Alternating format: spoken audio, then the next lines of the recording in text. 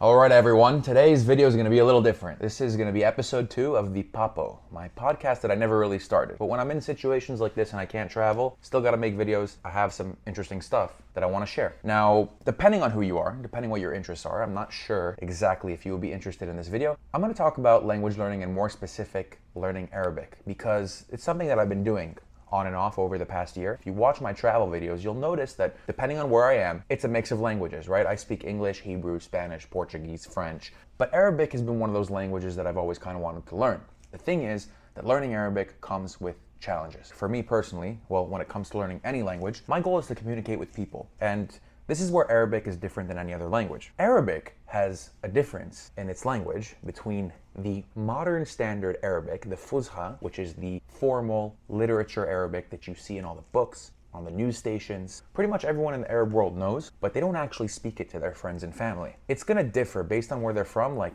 they're gonna be speaking a totally different language. Now, I know you're probably thinking, this is something that exists in any other language, right? Like, Spain has a different accent from Mexico, so this is different dialects. Well, let me just tell you from my experience learning Arabic so far, I can tell you it's way different. When I was learning Spanish, it was way easier because I had no problem practicing with a Spaniard and then practicing with a Mexican the next day. I didn't feel like I was switching to a different language. Of course, you're gonna learn different slangs and depending on the region, but anyways, with Arabic, it's totally different. Now, the biggest struggle when it comes to learning Arabic for me has been the reading and writing.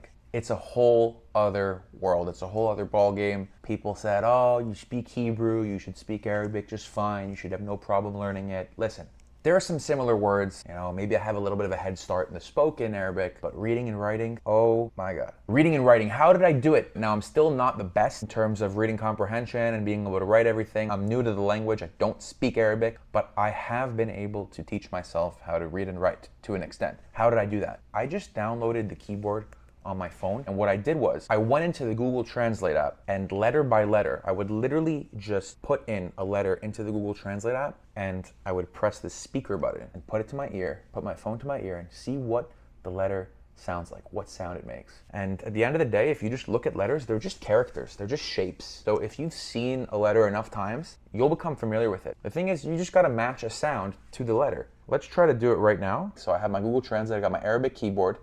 And again, it doesn't matter if you've never seen this Arabic keyboard before or not. You literally have all the letters here. You can just click one, right? I clicked one and said, oh, it's the letter A. So it must make an A-type noise, right? Alif. Alif. Let's try another one. This one. We got an H. Ha. Ha. Ha. Google Translate is literally teaching me the Arabic letters. This is not a crazy hack, not a secret, not a life secret. It's the internet. You got these tools in the palm of your hand. Now, it's gonna take a little bit of work, a little bit of motivation. You're obviously not gonna learn how to read and write Arabic just by pressing the speaker button and listening to the sounds that these letters makes, but it's honestly a start. And then the next big challenge starts when somebody texts you a word in Arabic. The letters, when they combine into one word, all of a sudden change form. And I don't know how to explain this. As a language learner, I've never seen this in another language before. I've never had this problem with Spanish, with Portuguese, never. In Arabic, I don't know if what I'm telling you right now makes any sense to you, but I'm gonna show it to you. Let's take the word shukran, which is thank you, shukran. You got the sh, the k, the r, the a. Those are the letters when they are separate from each other. And this is the word shukran. Look at the difference as they connect. This is the craziest thing because if you look at an English word, it's just, the word you, Y-O-U. You can see them very clearly. Doesn't matter that the word's connected. Doesn't matter you don't need spaces between them. You can see the distinction between each letter. In Arabic, you can't see the distinction between the letters. They change forms. They just do this thing, like the ka starts like this and then it just goes like that. It makes no sense, okay? This is the biggest mindfuck when it comes to learning Arabic. If you're gonna learn Arabic, just be ready for the ka to do the little, when it connects to the ra, it's like, I don't know. I asked an Arabic speaker, I'm like, how the fuck did you do this? I'm trying to read along, like the shukr, I'm trying to make the noises as I progress from right to left, but they just see it as a picture. You just gotta remember the words as if it's a picture. Oh, that's shukran, that's thank you. And here's another example. Batalam, batalam, right? The b, the t, the a, the l, the m. It's I learn, batalam. And then here's the connected word. It's just totally different. I've never come across such a thing in another language. This has been a huge struggle for me when it comes to learning how to read Arabic, but I've been making progress. You just got to get used to seeing these words again and again and again. So these have been the struggles of learning Arabic. Honestly, I'm just sharing them with you. This is a lot of the stuff that I do behind the scenes when I'm not traveling, or when I am traveling, I just haven't shown them in my travel vlogs. In my opinion, in terms of video making, I prefer to make videos with people, interactive stuff. If you've seen my channel, you see that I do a lot of work with people on the streets and interactions and adventures and, you know, whatever happens, spontaneous stuff. I love that. And I hate sitting in this chair right now and just going on a rant alone. I think it's not interesting, but people have been asking for videos like this because they kind of want to know, hey, what languages you speak? How do you do it? What's your life like? I don't know. Listen, normal life stuff. I can't travel all the time. And I figured, you know, even though I don't like making these types of videos, it might be beneficial to someone. I think if somebody's like sitting out there somewhere in the world and they want to learn Arabic or they want to learn a different language and they feel like, oh, they can't do it. And there's a lot of struggles when it comes to pushing yourself and reaching your goals, and I don't know, you got to convince yourself you can do stuff that you don't think you can do. People tell me like I'm not a language person, like my brain doesn't get languages. I'm like, that's like, I don't know if I agree with that. I think that's not a thing. I think it's just you don't care about it enough to push yourself. There's so many things that I'm not good at because I never really cared about pushing myself to do it. You know, suck at doing pull-ups. I suck. I can barely do 4 pull-ups. And the truth is that I suck because I never do them and I don't want to do them. That's what I feel like learning languages is like. It's like you're just working a muscle. You're working a muscle. If you actually enjoy it, if you find a language that you connect to, man, the time's gonna fly by. The hours are gonna fly by. You're gonna be making tons of progress. You're gonna be like, holy shit, I don't even feel like I'm suffering. I don't even feel like I'm working. Just talking to people, that's one of the things that fascinates me so much. Other people, their culture, their language, what they eat, how they speak, music they listen to, the stuff they like to do. I don't know, like I think about this stuff all day. I think about this stuff all day, and for me to sit down at the computer and like practice languages with someone and hear about their life, like I don't know, I just love it. It's weird, but I just love it, and I don't expect everyone to care about it. I just want to put out videos like this for, you know, the few of you, or maybe there are many people that also care about this stuff. This is awesome, right? I think that's the beauty of the internet. We get to figure out our common interests. We get to connect based on those interests, right? Starbucks, free water. It's the one good thing about being in the US. But I can't wait to get out and get on my next trip because I really want to make more travel videos. My channel's been just sitting 3 weeks, no new videos. I've been cutting up all these shorts. Yeah, I don't know, I guess people like the shorts nowadays, but I kind of like the whole adventure. Good 17, 20-minute video, the whole experience. But anyways, I figured to finish off this episode, we're gonna do some actual language learning practice. Like I'm actually gonna practice Arabic right now with people. If you wanna see what that's like, I'll show you how I do it. I have this platform right here called Tandem. They're not sponsoring this video. I'm not getting any money for this. I actually genuinely like their platform because I can practice languages with anyone in the world, like almost any language, right?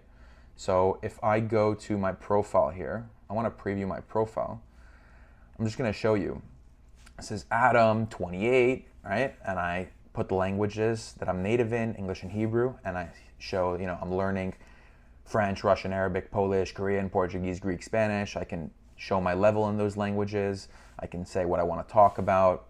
I got my references so you can read what other people are saying about me, the ones who have already chatted with me.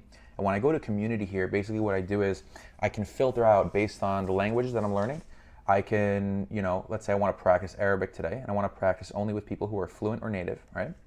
And then it's going to show me people all over the world, right? So let's say Tarek here, this guy's 33 years old, from Saudi Arabia. I can say, hey Tarek, how's it going, right? And we can start a chat. Now I already have some people here I'm chatting with. Here's a girl named Khaloula. She speaks Moroccan Arabic and also knows other Arabic dialects. So let's see if she wants to practice. Do you want to get on a call and practice some English and Arabic? We'll see if they want to practice, right? Salam. لاباس عليك خولة؟ كيف حالك؟ مزيان مزيان وانتي؟ أحسن مزيان. أنا بغيت أتعلم دارجة من المغرب. Do you have Arab fruits or something like that? يا جدي من المغرب. عندي طلعت جد مغربي. I don't know if I said that correctly. Yes. I understand. So you want to learn Arabic? Yes. You speak Fusha? Fusha Arabic? No, I don't speak Fuzha. I understood that learning Fuzha isn't so necessary for conversational Arabic because nobody really speaks that. Actually, it's important, but if you just wanted to communicate, it's not necessary. What I understood, maybe you can correct me if I'm wrong, is that the words that you hear in the Moroccan dialect or in the Lebanese dialect or the Egyptian dialect, a lot of these words, they come from root words in the Fuzha, right? Do they come from Fuzha? It depends on the dialect. Moroccan one, it's not from Fusha. The most words are from like Amazigh, Amazigh language. Amazigh, yeah. The Amazigh that's the Berber, the natives of North Africa, right? Yes, yes. أنا تعلمت كتير العربي الشامي من سوريا ولبنان بس أنا بدي أتعلم كمان العربي من المغرب دارجة. Yeah, you can speak it well. And I want you please to speak to me in Moroccan. Let's see if I can understand. Let's see if I can understand something. شنو كادري في حياتك؟ شنو كديري في حياتك؟ شنو كادري في حياتك؟ اوكي انا تخرجت هاد العام. كنت كنقرا في الجامعة وتخرجت. كنت دايرة شوية خولة شوية. اوكي. I gotta listen closely. I have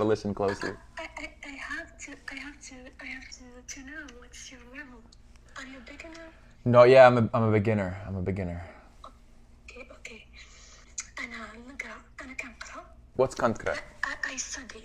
Like Oh, it's you study? كنقرا. Okay, I got it. كنقرا في الجامعة وتخرجت هاد العام. So let's do it one more time. أنا كنقرا.